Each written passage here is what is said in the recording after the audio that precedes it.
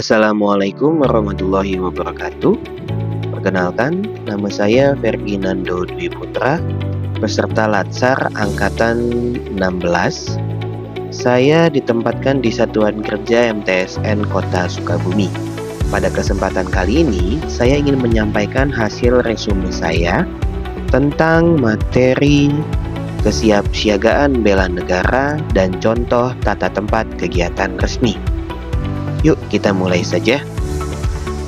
Pertama, apa sih itu kesiapsiagaan bela negara? Di sini bisa dilihat ya, kesiapsiagaan bela negara atau singkatnya adalah kesiapsiagaan bela negara itu adalah kondisi siap siaga yang dimiliki oleh setiap warga negara, baik secara fisik, mental maupun sosial, dalam menghadapi berbagai situasi yang mengancam kedaulatan, keutuhan wilayah, dan keselamatan bangsa dan negara. Lalu, apa manfaat dari kesiapsiagaan bela negara? Nah, manfaatnya adalah yang pertama, membentuk sikap disiplin. Yang kedua, membentuk jiwa kebersamaan dan solidaritas.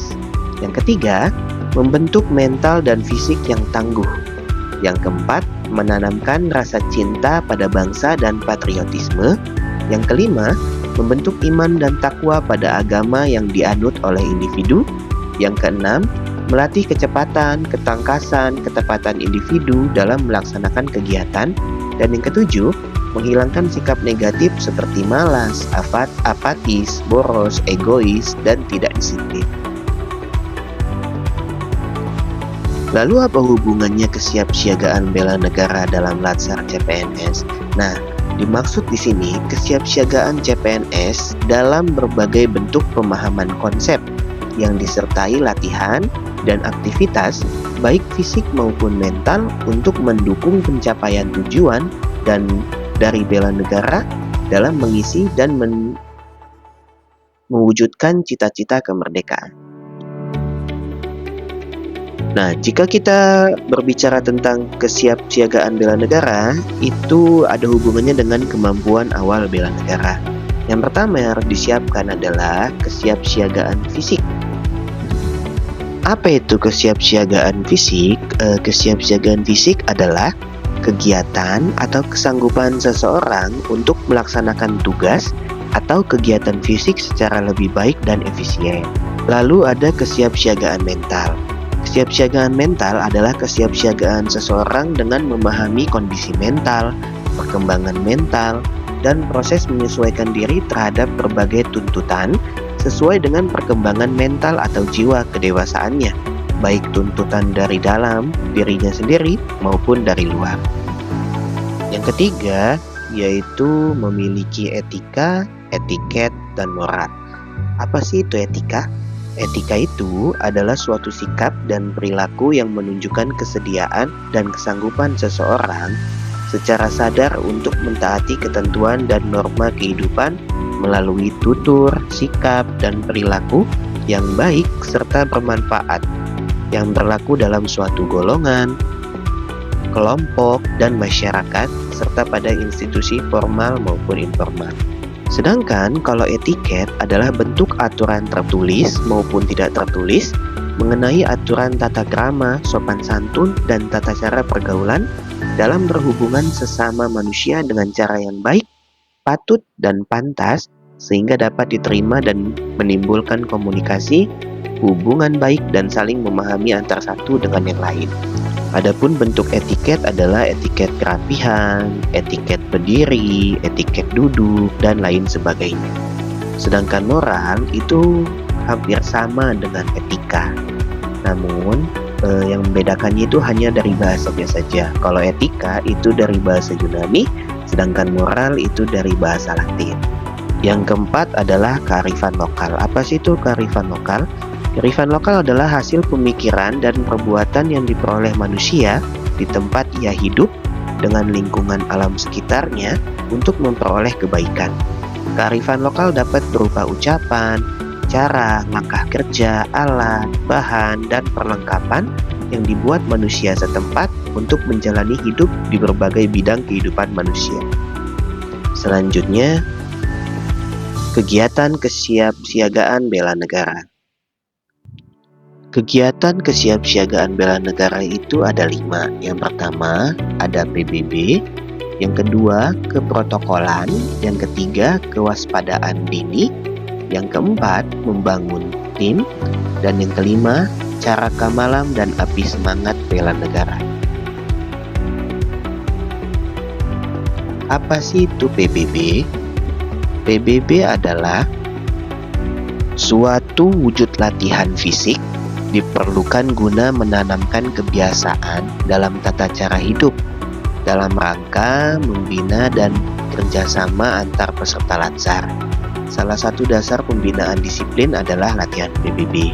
Jadi, PBB ini bertujuan untuk mewujudkan disiplin yang prima agar dapat menunjang pelayanan yang prima pula.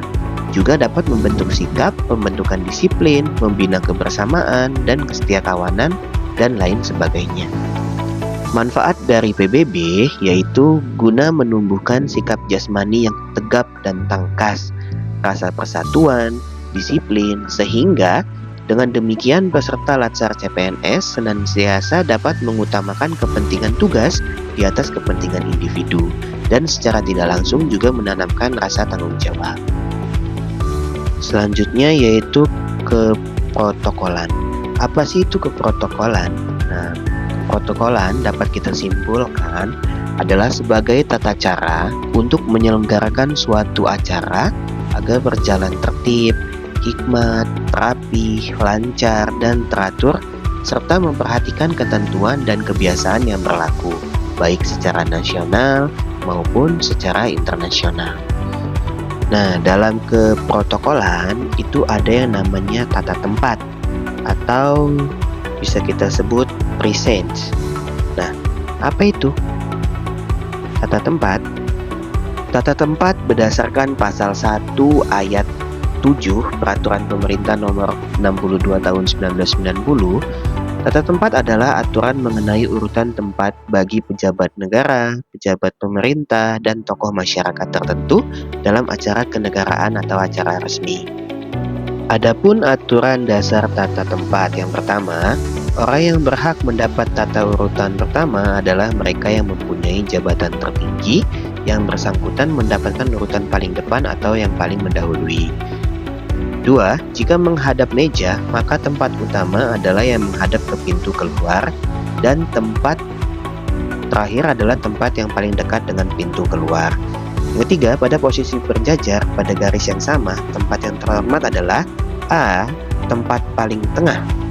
Nah, tempat yang paling tengah itu dia tempat terhormat. Yang selanjutnya, tempat sebelah kanan luar, atau rumusnya posisi sebelah kanan pada umumnya selalu lebih terhormat dibandingkan sebelah kiri.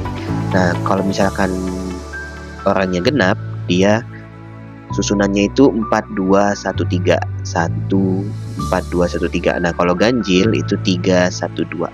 Jadi yang kanan lebih terhormat dibandingkan yang kiri, dan yang di tengah itu yang lebih terhormat, seperti itu. Berikut contoh tata tempat kegiatan resmi. Nah, bila dia berjabat tangan, maka posisi terhormat akan diletakkan di sebelah paling kanan.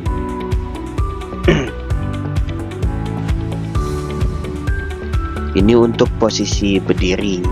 Nah, bila tidak berjabat tangan, dia posisinya apabila ganjil tadi 3-1-2, atau ini ada 5 pejabat, berarti 5-3-1-2-4.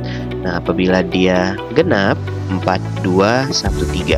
Jadi 1 lebih terhormat, 2 agak turun, 3 sebelah kanan ini lebih terhormat dibandingkan yang nomor 4.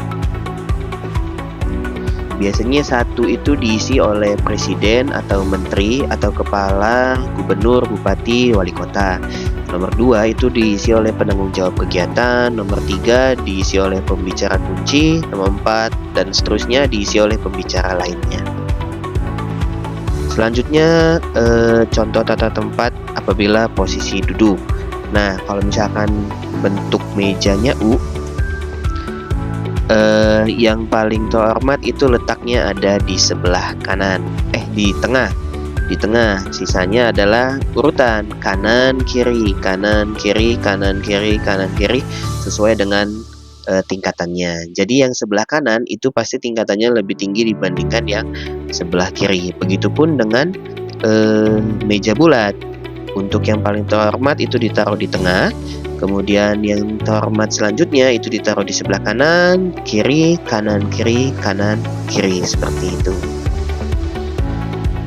Selanjutnya, nah ini apabila pertemuan teater ya, yang bagian depan masih sama, yang terhormat, lalu yang kedua sebelah kanan, sebelah kiri, lalu yang terhormat lagi sebelah kanan, kemudian sebelah kiri. Nah, di bagian susunan teaternya itu biasanya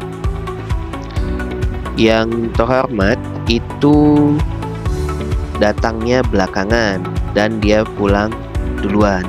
Maka susunannya akan seperti ini. Yang terhormat itu akan ada di dekat dengan pintu keluar. Yang di sebelah kanan dia diletakkan di sebelah kiri, yang di sebelah kiri dia diletakkan di sebelah kanan. Seperti itu. Nah, mungkin hanya itu saja yang dapat saya sampaikan. Apabila ada kesalahan kata, saya mohon maaf. Dan kepada Allah saya mohon ampun. Saya akhiri. Wassalamualaikum warahmatullahi wabarakatuh.